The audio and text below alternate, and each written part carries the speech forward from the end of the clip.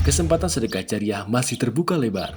Salurkan sedekah jariah Anda melalui Bank Muamalat Indonesia 35300161716 atas nama Pondok Pesantren Tahkimus Sunnah Al Islami, kode bank 147.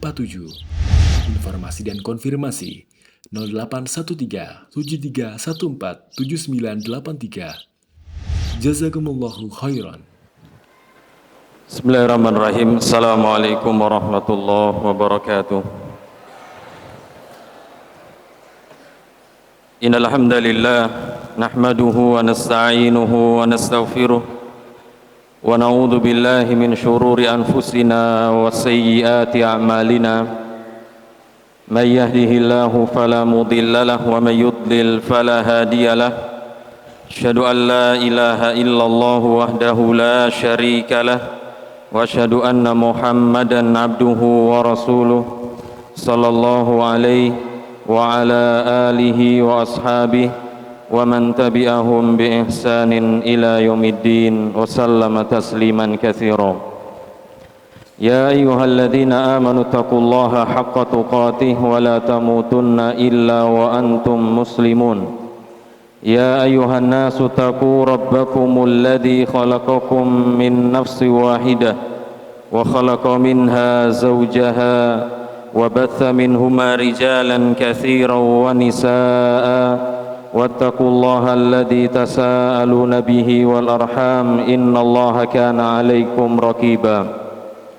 Ya ayyuhalladzina amanu taqullaha wa qulu qawlan sadida yuslih lakum a'malakum wa yaghfir lakum dhunubakum wa may yuti'illaha wa rasulahu faqad faza fawzan 'azima. Amma ba'du fa inna asdaqal hadithi kitabullahi ta'ala wa khairal hadyi hadyu Muhammadin sallallahu alaihi wasallam wa syarral umuri muhdatsatuha fa inna kulla muhdatsatin bid'ah wa kulla bid'atin dhalalah wa kulla dhalalatin finnar. Ma'asyiral muslimin wal muslimat rahimani wa rahimakumullah. Alhamdulillah, pada malam hari ini kita kembali berkumpul untuk melanjutkan pelajaran kita, yaitu bersegera datang ke masjid atau keutamaan bersegera datang ke masjid. Kebanyakan kaum muslimin jamaah sekalian, kecuali yang dirahmati oleh Allah Subhanahu wa taala,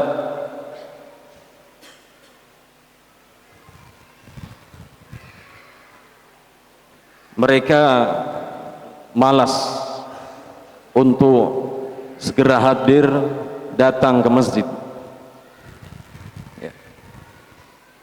Berbeda dengan salafun saleh, mereka sebagaimana sudah kita sampaikan juga, mereka sangat bersemangat dan menjaga dalam hal bersegera datang ke masjid, karena mereka mengumpulkan antara dua hal yang bagus, yaitu takut kepada Allah Subhanahu wa taala dan ibadah kepada Allah Subhanahu wa taala. Sedangkan kebanyakan manusia mengumpulkan dua hal yang buruk, yaitu malas beribadah dan merasa aman. Merasa aman. Padahal mereka sudah mengetahui apa yang Allah Subhanahu wa taala janjikan kepada mereka dari keutamaan orang-orang yang hadir ke masjid, bersegera hadir ke masjid, dan apa yang Allah janjikan untuk mereka dari surganya yang penuh dengan kenikmatan. Oleh karena itu, orang-orang yang bersegera melakukan ketaatan kepada Allah Subhanahu wa taala, mereka adalah orang-orang yang awal di akhirat, orang-orang yang pertama kali masuk surganya Allah Subhanahu wa taala. Tapi bersama itu banyak di kaum muslimin yang malas untuk bersegera datang ke masjid. Tidaklah itu semuanya jemaah sekalian disebabkan karena dunia ini telah mendapat tempat di dalam hati mereka dan lemahnya keyakinan mereka terhadap apa yang Allah janjikan kepada mereka berupa fadilah dan surganya Allah Subhanahu wa taala. Dan diantara agar kita ini semangat untuk bersegera datang ke masjid dengan kita membaca kisah para ulama kita, para salaf kita dulu yang soleh, bagaimana mereka bersegera datang ke masjid ya, supaya semangat kita terbakar, supaya kita lebih semangat lagi ya untuk segera datang ke masjid. Sebagaimana dikatakan oleh penyair, fatashabbahu illam takunu mithlahum. Contohlah orang-orang yang baik sekalipun kamu tidak bisa seperti mereka. Innat tashabbuha bil kirami falahu. Karena mencontoh orang-orang yang baik adalah sebuah kesuksesan. Ya, dan mudah-mudahan dengan cinta kita kepada mereka dan mencontoh mereka, kita dikumpulkan oleh Allah Subhanahu wa taala bersama mereka ya di dalam surga yang penuh dengan kenikmatan. Jamaah sekalian rahimani wa rahimakumullah, ya, telah berlalu pembahasannya dari kita bagaimana semangatnya para salaf untuk segera hadir ke masjid. Kemudian pembahasan yang berikutnya adalah fadailut tabkiri ila sholawat, keutamaan bersegera hadir ke masjid.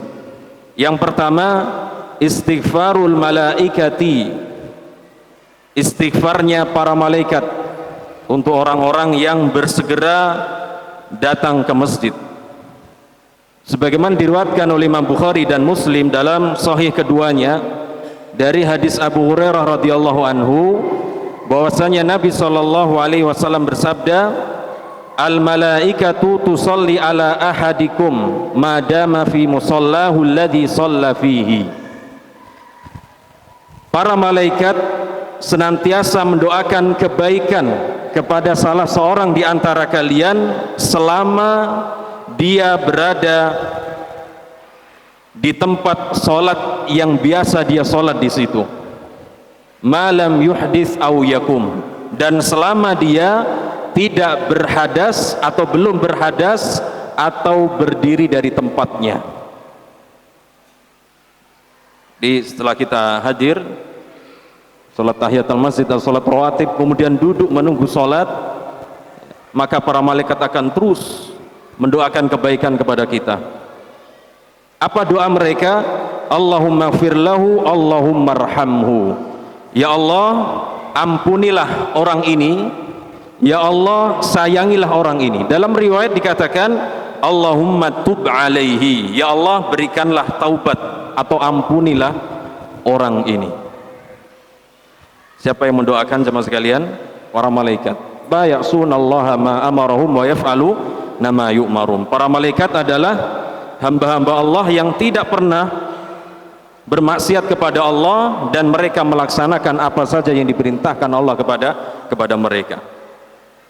Kemudian beliau mengatakan la yazalu ahadukum fi sholatin madamati sholatu tahbisuhu, dan seseorang akan senantiasa berada dalam sholatnya atau mendapatkan pahala sholat selama dia menunggu sholat.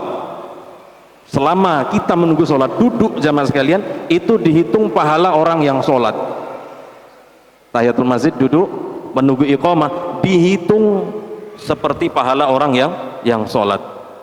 La yamna'uhu ayyan qaliba ahlihi illa sholatu. Tidak ada yang menghalanginya untuk pulang ke rumah kecuali sholat. Atau mungkin ba'da maghrib kita tetap di masjid duduk berzikir, tidak ngobrol, berzikir atau membaca Quran atau berdoa, dihitung pahala seperti orang yang sholat. Jadi nggak ngobrol atau tiduran. Yang dimaksud bukan seperti itu, tapi apa? Duduk berzikir kepada Allah Subhanahu wa ta'ala. Itu yang pertama jemaah sekalian. Kemudian yang kedua, idrakus shafil awal. Seorang yang segera datang ke masjid, dia akan mendapatkan shaf pertama, mendapatkan shaf pertama. Dalam sebuah hadis yang diriwayatkan oleh Imam Bukhari dan Muslim dari hadis Abu Hurairah radhiyallahu anhu, Nabi SAW bersabda, "Lau ya'lamun nasu fa'in nida'i was-saffil awal."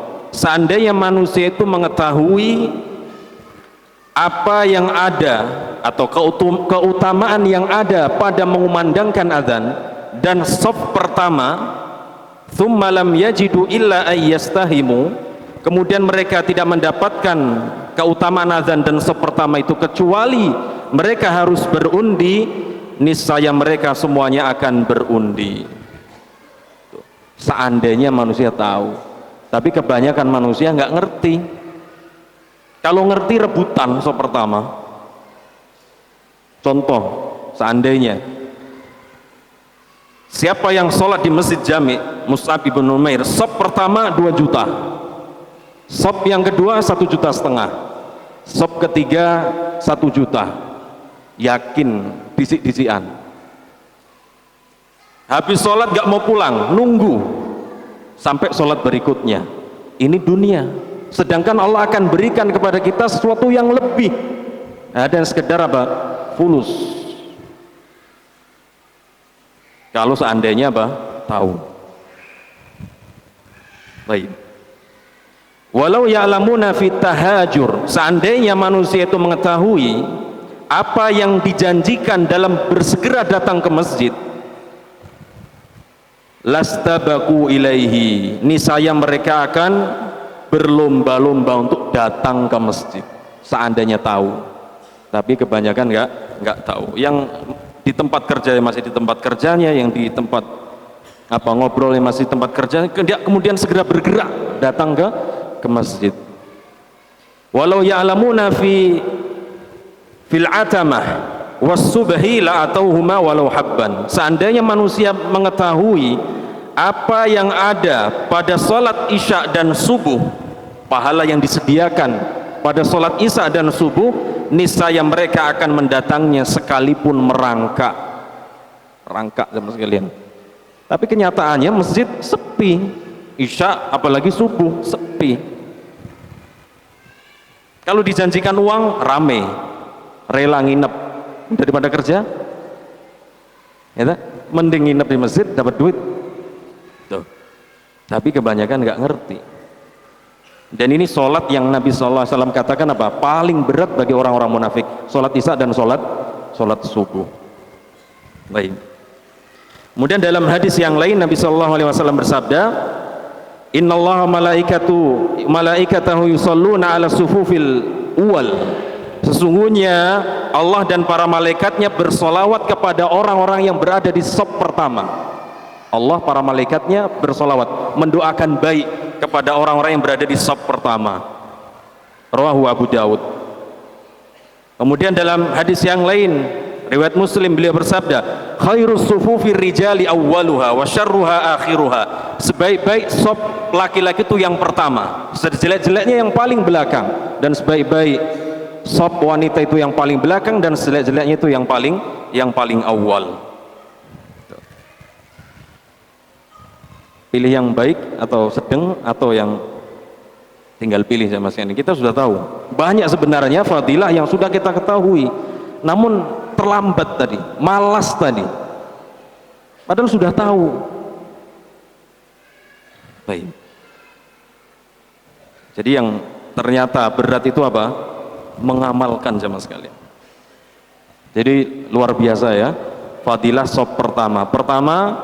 Allah dan para malaikatnya bersalawat kepada orang yang berada di shaf yang pertama. Yang kedua, khairus sufufir rijal, sebaik-baik shafnya para laki-laki.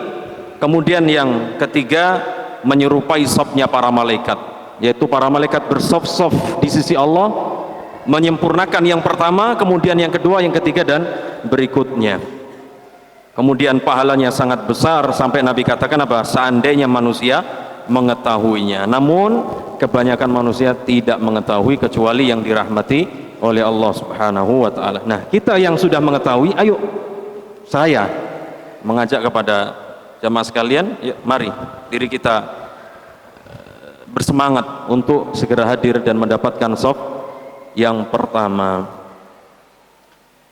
Kemudian yang ketiga, jamaah sekalian, idraku takbiratil ihram, mendapatkan takbiratul ihram bersama imam.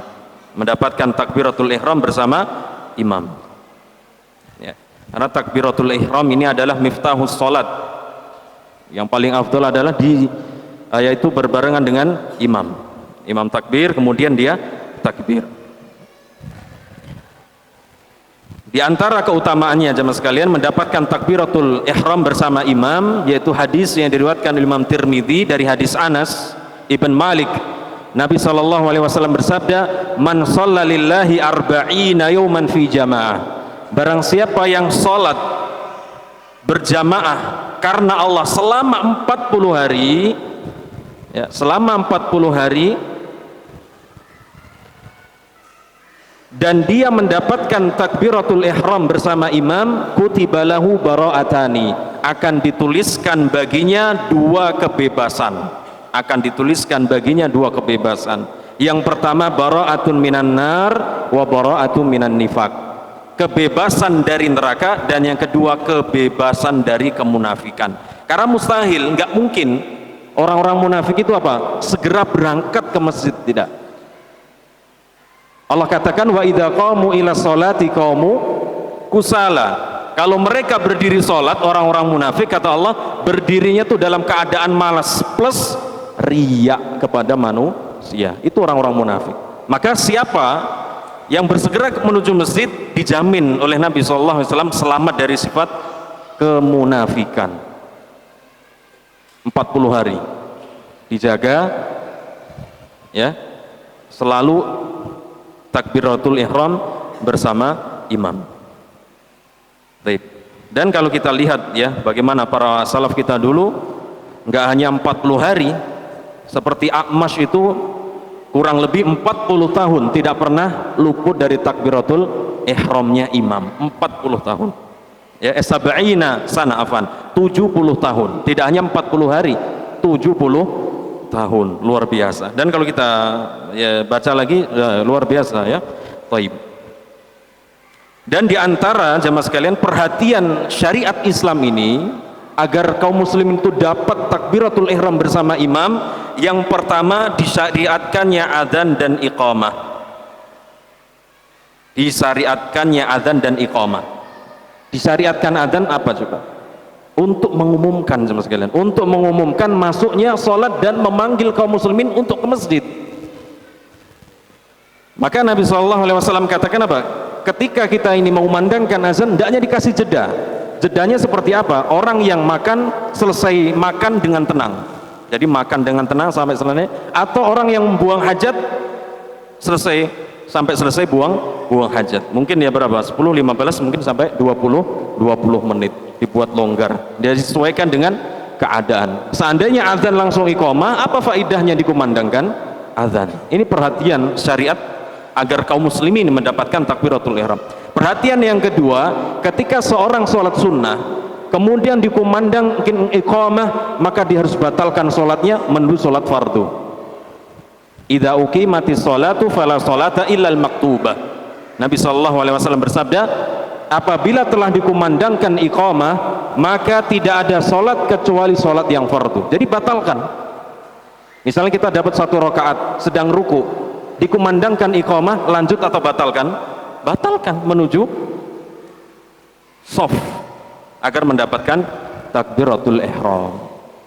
Kemudian jemaah sekalian, muncul mungkin pertanyaan, bagaimana kalau kita sudah berusaha nih agar mendapatkan 40 hari, namun suatu hari kita ini sakit atau safar atau pas mau masuk masjid mau BAB, kan nggak mungkin mau ditahan, keringat dingin nanti. Kemudian dia sakit, tidak hadir ke masjid, safar, tidak berjamaah seperti biasa, atau dia tadi sedang buangan hajat ketika sampai dia ketinggalan apa? Takbiratul ihram. Bagaimana ini? Apakah dia tetap dihitung mendapatkan 40 hari atau dia harus diulang dari awal? Maka jawabnya apa? Dia tetap dihitung. Jadi tetap dihitung, tidak mengulang dari awal. Sebagaimana hadis Nabi sallallahu alaihi wasallam, "Idza maridal abdu aw safara kutiba lahu mithlu ma kana ya'maluhu sahihan muqiman."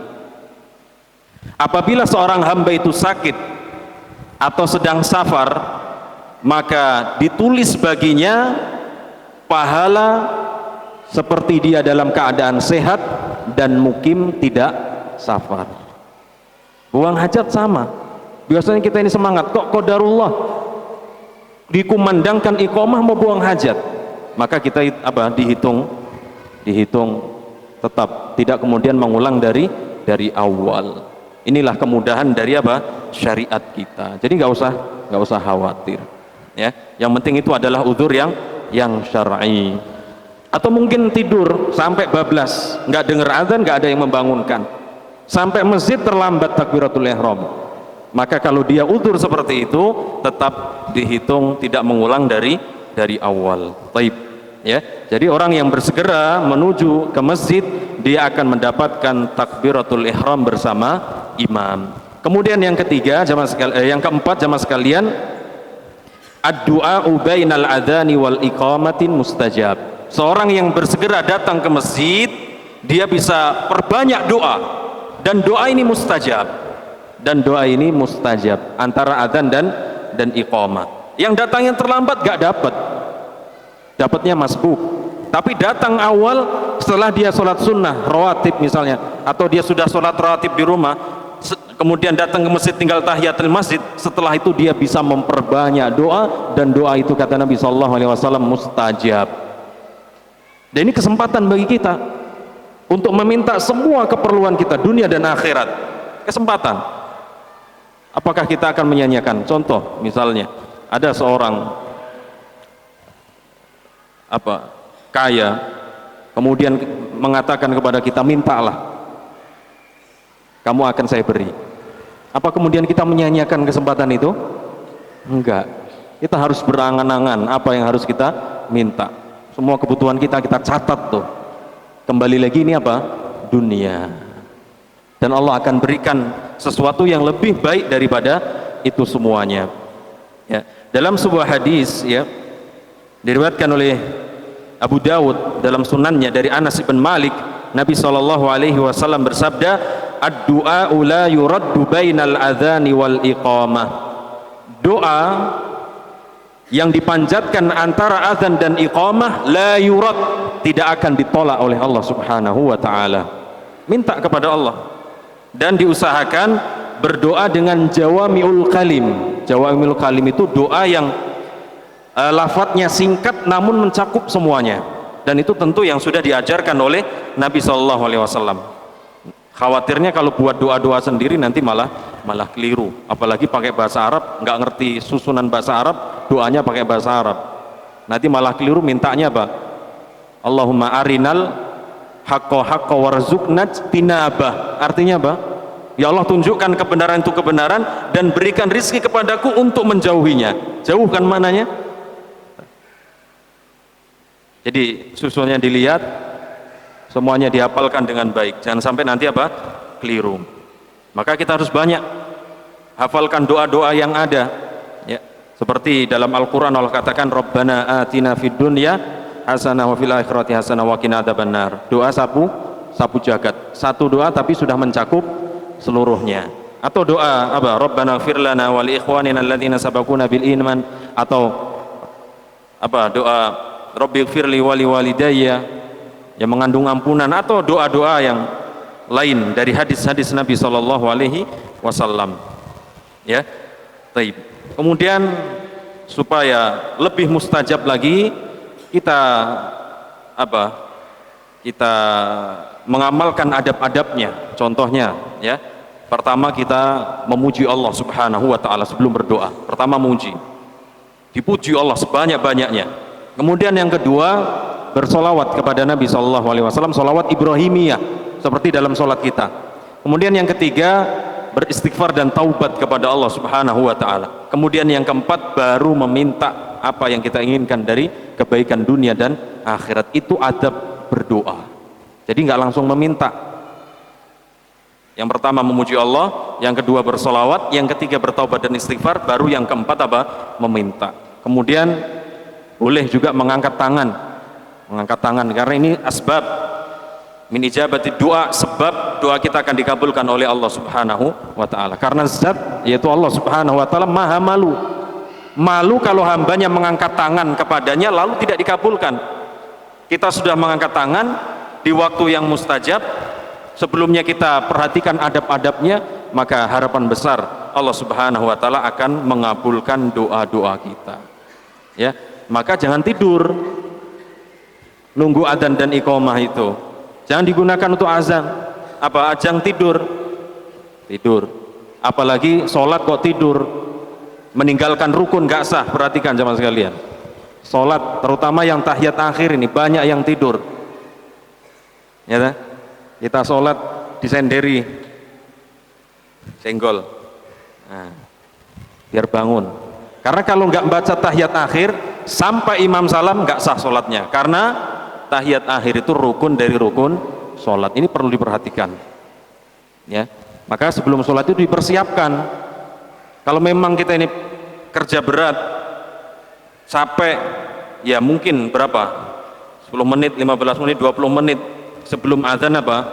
Kita istirahat, kita persiapkan diri kita supaya nanti ketika sholat tidak ngantuk. Ya, karena memang enak tidur di tempat-tempat seperti ini, di majelis ilmu, gitu. Ketika khutbah, ketika menunggu imam, menunggu iqamah, enak nggak? Enak sama sekalian, ya. Baik. Yang kelima, yang berikutnya, ad-dunu wal qurbu minal imam. Orang yang segera datang ke masjid, dia akan bisa dekat dengan imam. Di sebelah sini atau sebelah situ dekat dengan apa? Imam. Yang masbukun di belakang. Ya, baik. Bersama anak-anak, geser sampai 5 meter. Ya enggak? Tapi kalau di sholat depan nyaman, tenang, khusyuk insya Allah. Ya, nggak ada geser-gesernya. Tapi kalau di samping anak-anak gesernya pinggir sampai tengah. Nah, seperti itu. Baik. Dan ini keutamaannya ya sangat besar.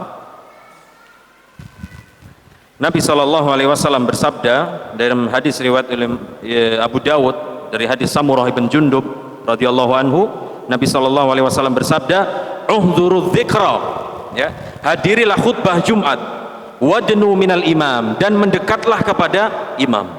Jadi di sini soft depan. Baik. Kemudian fa innar rajula la yazalu yataba'ad hatta yu'akhiru fil jannati atau yu'akharu fil jannati wa in dakhalaha. Dan tidaklah seorang senantiasa terlambat. Semuanya jemaah sekalian. Jamaah atau Jumat atau amal apa saja seringnya terlambat hatta yu'akhkhar, ya, maka atau menyebabkan dia nantinya terlambat dalam memasuki surga. Jika nanti di akhirat dia masuk surga terlambat. Jadi bisa jadi kita tertinggal dari saudara-saudara kita karena kita tertinggal di dunia dalam beramal. Syekh Muhammad bin Shalih Al-Utsaimin kita menjelaskan hadis tentang sirat, ada yang melewatinya seperti kilat, ada yang seperti kedipan mata. Ini jemaah sekalian sangat berkaitan dengan seorang hamba ketika di dunia. Bagaimana dia menyambut syariat Allah Subhanahu wa taala? Bagaimana dia melaksanakan ketaatan kepada Allah? Apakah cepat atau lambat? Kalau cepat insya Allah ketika melewati sirat dia akan cepat. Wasabiqun as-sabiqun. Pertama dia. Ya. Baik. Jadi kebanyakan pengennya cepat masuk surga tapi nggak mau beramal. Ini dua hal yang tidak mungkin. Kalau mau cepat masuk surga ya cepat dalam beramal, ya, cepat menyambut perintah Allah dan Rasulnya Sallallahu Alaihi Wasallam, dan diusahakan jemaah sekalian berada di bagian shaf yang sebelah kanan, dekat dan sebelah kanan, ya, sebagaimana dikisahkan oleh salah seorang sahabat, ya, atau para sahabat dulu mengatakan kanu yuhibbuna ayyakuna min mayaminis sufuf. Dulu para sahabat mereka sangat senang berada di saf yang sebelah kanan. Yaqulul Barra, berkata Barra, kunna idza shallaina khalfa Rasulillah sallallahu alaihi wasallam. Dulu ketika kami salat di belakang Rasulullah sallallahu alaihi wasallam, ahbabna an nakuna an yamini. Kami sangat senang sekali kalau berada di sebelah kanannya. Yukbilu alaina biwajhihi. Karena beliau kalau selesai sholat, beliau menghadapkan wajahnya ke saf yang ke sebelah kanan. Jadi mereka itu senang dipandang oleh Nabi dan mereka senang ya memandang Nabi sallallahu alaihi wasallam. Ya. Baik. Tuh, hendaknya kita perhatikan. Baik. Tuh ya, sebelah kanan diusahakan. Namun kalau nggak bisa, misalnya sudah empekan ini semuanya pengen sebelah kanan, ya kita mendapatkan pahala apa? Pahala niat. Seperti Nabi Shallallahu Alaihi Wasallam katakan, orang-orang yang tertinggal di Madinah, mereka ikut bersama kalian dalam menyeberangi apa? Menyeberangi hutan, melintasi perjalanan menuju perang. Kenapa? Karena menahan mereka tidak ikut bersama kalian apa? Sakit yang mereka derita. Jadi uzur, mereka tidak mendapatkannya, tapi setelah mendapatkan apa? Niat. Bahkan Nabi katakan berserikat dalam pahala. Kita sudah niat nih, berangkat awal sebelum adzan sudah hadir. Ternyata sudah penuh sop pertama. Kita mendapatkan pahala apa? Niat. Innallaha la yudhi'u ajral muhsinin. Allah tidak akan menyia-nyiakan pahala orang yang berbuat baik. Jangan khawatir, semuanya serahkan kepada Allah Subhanahu wa taala. Karena kita sudah berniat ya, bahkan kita hadir sebelum adzan, ternyata sudah penuh. Warga sudah hadir semuanya. Luar biasa. Santri sampai kalah. Semuanya sudah memenuhi dan padat nih. Jadi kalau sudah dikumandangkan iqamah, berdiri selesai, nggak ada celah lagi. Yang belakang nggak bisa masuk. Ini luar biasa, ya. Jemaah sekalian rahimanallah. Kemudian yang keenam, jemaah sekalian, idraku sunanil qabliyah allati qabla shalah, mendapatkan sunnah-sunnah qabliyah. Ya. Mendapatkan sunnah-sunnah qabliyah seperti yang disampaikan oleh Nabi Shallallahu Alaihi Wasallam, ada 12 sholat rawatib yang mengiringi sholat fardu. Ya, ada 12 rakaat, 4 rakaat sebelum duhur, 2 rakaat setelahnya, 2 rakaat setelah maghrib, 2 rakaat setelah isya, 2 rakaat sebelum subuh. Yang Nabi Shallallahu Alaihi Wasallam katakan apa? Barang siapa yang menjaga 12 rakaat fil yaumi wal lailah, siang dan malam hari, ya, maka akan dibangunkan untuknya sebuah rumah di dalam surga. Maka Ummu Habibah, istri Nabi Shallallahu Alaihi Wasallam katakan apa? Ma taraktuhunna mundu sami'tuhunna an Rasulillah Shallallahu Alaihi Wasallam, atau min Rasulillah Shallallahu Alaihi Wasallam. Aku tidak pernah meninggalkan 12 rakaat ini semenjak aku mendengarkannya dari Nabi Shallallahu Alaihi Wasallam. Antum sudah sampai 12 rakaat ini dan keutamaannya? Lakukan sebagaimana dilakukan oleh Ummu Habibah. Beliau tidak pernah meninggalkannya. Sebuah rumah, jemaah sekalian. Kita kalau ada seorang yang mengatakan kepada kita, kalau antum nih mau melakukan ini dan itu, saya jamin nanti rumah untuk antum. Antum belum rumah toh? Belum. Ya, nanti saya bangunkan. Tapi harus melakukan ini dan itu. Yakin jemaah sekalian, dia tidak akan pernah menyia-nyiakan kesempatan itu. Ya. Baik. Ummu Habibah mengatakan, aku tidak pernah meninggalkannya semenjak aku mendengarnya dari Nabi Shallallahu Alaihi Wasallam. Kemudian berkata Anbasah, berkata Anbasah, dan aku juga tidak pernah meninggalkan 12 rakaat itu setelah aku mendengarkan dari Ummu Habibah. Ummu Habibah menyampaikan kepada Anbasah juga tidak pernah meninggalkan 12 rakaat itu. Kemudian berkata Amr ibn Aus, aku tidak pernah meninggalkan 12 rakaat itu setelah aku mendengarnya dari Anbasah. Dan berkata Nu'man ibn Salim, aku tidak pernah meninggalkan 12 rakaat itu semenjak aku mendengarkannya dari Amr ibn siapa? Ibn Aus. Luar biasa teman sekalian, ini semangatnya para salaf. Ya, bukan berarti mereka orang yang pengangguran, nganggur ketekur, enggak.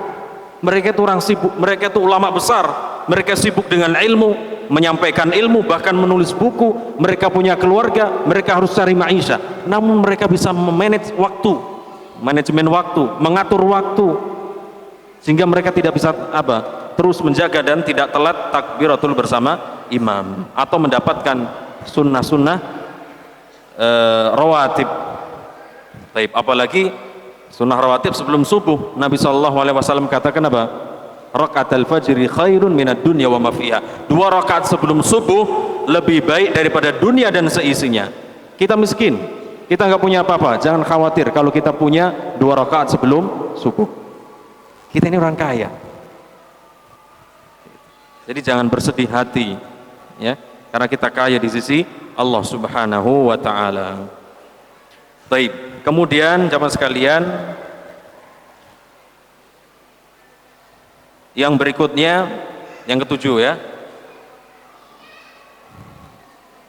Berikutnya yang ketujuh adalah hiyastijabatu li amrillahi. Ketika seorang bersegera datang ke masjid, dia memenuhi perintah Allah Subhanahu wa taala. Seperti panggilan muadzin, hayya 'alas shalah, mari menuju apa? Salat. Dan Allah katakan, ya, wasari'u ila maghfiratin min rabbikum wa jannatin arduhas samawati wal ardu uiddat lil muttaqin, dalam surat Al-Imran ayat 133. Wasari'u, dan bersegeralah kalian menuju ampunan dari Rabb kalian dan surga yang luasnya meluasi langit dan bumi Allah sediakan bagi hamba-hambanya yang bertakwa. Allah katakan fastabiqul khairat innahum kanu yusari'una fil khairat wa yad'unana raghaban wa rahaba, dalam surat Al-Anbiya ayat 21. Ya, jadi bersegeranya kita hadir ke masjid jamaah sekalian itu termasuk salah satu memenuhi perintah Allah Subhanahu wa taala. Baik. Ya. Gitu. Jadi jangan sampai nanti menyesal ketika seorang telah diwafatkan oleh Allah Subhanahu wa taala. Ya, menyesal dengan mengucapkan ya laitani qaddamtu li hayati. Duh, seandainya dulu saya banyak beramal soleh, bersegera memenuhi panggilan Allah Subhanahu wa ta'ala. Dalam ayat Allah katakan laula akhartani ila ajalin qaribin fa asaddaqu wa akum minas solihin. Ya Allah, seandainya kamu tunda kematianku ini sebentar saja, fa asaddaq, niscaya aku akan bersedekah dan aku akan menjadi orang-orang yang soleh. Namun sudah terlambat. Allah kisahkan nih seperti ini jamaah sekalian supaya menjadi pelajaran kita. Kita yang masih hidup Allah ceritakan orang yang sudah mati. Mereka ingin kembali ke dunia dan beramal soleh. Bahkan orang soleh pun nanti di akhirat akan apa? Akan iri dengan orang-orang soleh yang lebih banyak amalnya daripada dirinya. Kenapa saya dulu tidak lebih memperbanyak amal solehnya? Nah, bagaimana dengan orang-orang yang sedikit amalnya? Penyesalannya luar biasa.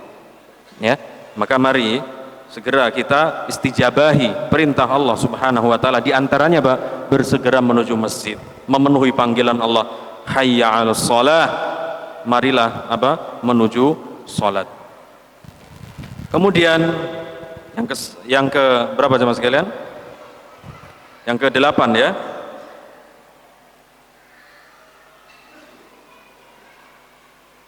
Seorang yang segera hadir ke masjid, dia akan dihapuskan kesalahannya dan akan diangkat derajatnya.